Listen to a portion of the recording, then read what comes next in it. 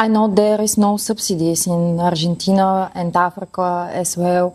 What does it mean to build a farming business without subsidies? It's super interesting for us, as in Bulgaria and the European Union, we're having subsidies. No, even worse. We have heavy taxes for the production. We have 35% of tax in the gross margin, in the price of the production.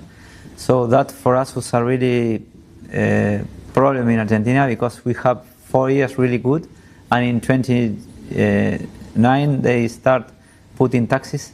And we have to start thinking and being creative and to start being together. We fight against that. Was really a hard fight. The production go down. The situation was not good at all.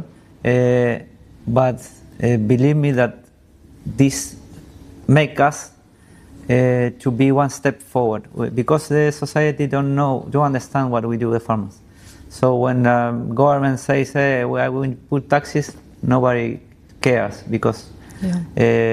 But in that moment, we start getting together and we start explaining what we are doing, and the society start believing in us and support us. Well, this was hard, but it takes time. But now the society support us, and a lot of the society is being part for the farm.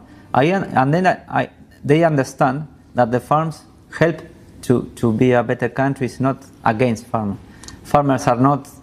We always say that we are not the problem. We are part of the solution. So, well, we have to find a way to communicate this to all the society. Yeah, you mentioned taxes and sometimes not so good production, high costs, and so on. And my question here is, when the margins are tight, what is the one investment that you would never cut? Well, this crisis, we change our mind. The farmers start thinking about what is the cost and how much you get from your production. So in Argentina, you are not looking always the best yield like America or other parts of the world. We don't care if you take, I don't know, 15 tons or 10 tons or 3 tons or 1 ton. The decision have to be, this ton cost me $100. This price of my production is 120. Okay, I do it. This is $100. This is $8. I don't do it. So was not because we are clever. We do it because of this. So you start being, okay, how can I lower my cost? How can I put my risk lower? So, like I said before, other players start happening there. So I don't have to invest in a new tractor. I pay for the service. I don't have to pay the inputs. Buyer is, I don't know, partner with me, or let's make something that buyer take the same part of the business.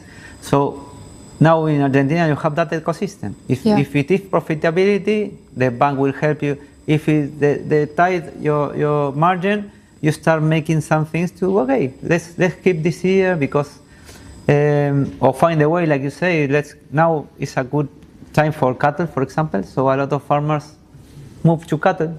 That's all. Yeah. Or the maize is a good business, we do business. Soybean is a good business. Wheat, camelina, we have 7, 8, 9 different crops. We have cattle. We have to be open-minded to do whatever we can.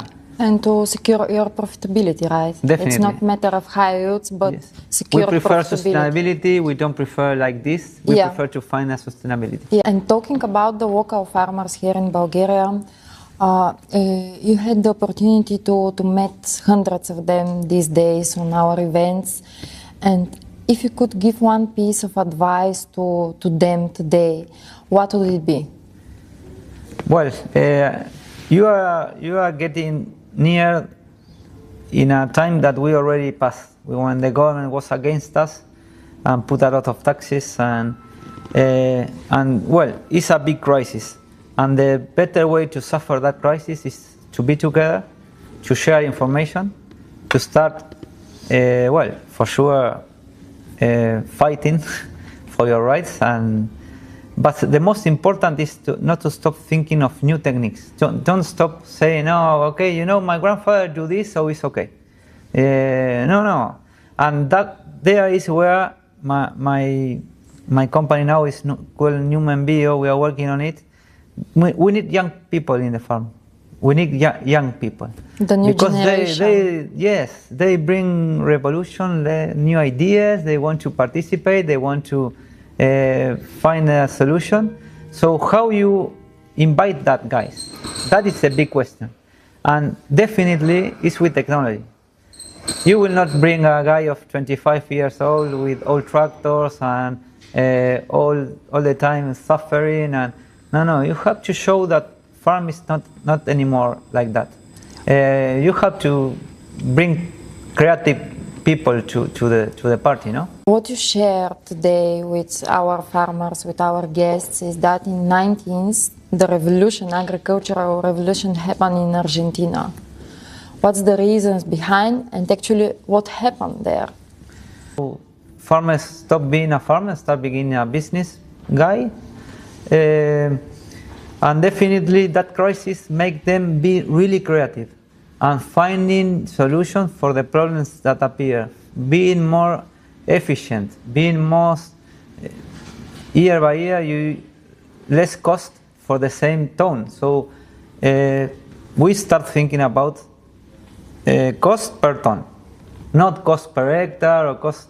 So for example, the rent, we decide to put it in kilograms. So if you are making soybeans, 1 ton of soybeans. If you are making maize, 2.5 tons of maize.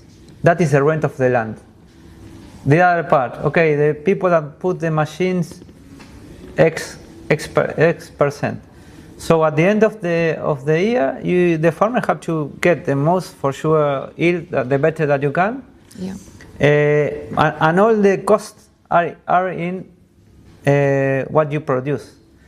So again, you lower the risk, you get sustainability to the system. Because when a farmer have a bad year, the next year is a big problem. You don't have money, you start making bad decisions, the tractor is old, you cannot afford a good protection, and you continue going down. When you have a good year in the profitability, you don't lose money, you start thinking a new idea and getting. So that is the big difference. And again, you have to work in an environment. We have to stop thinking about a farmer working alone in the middle of the farm.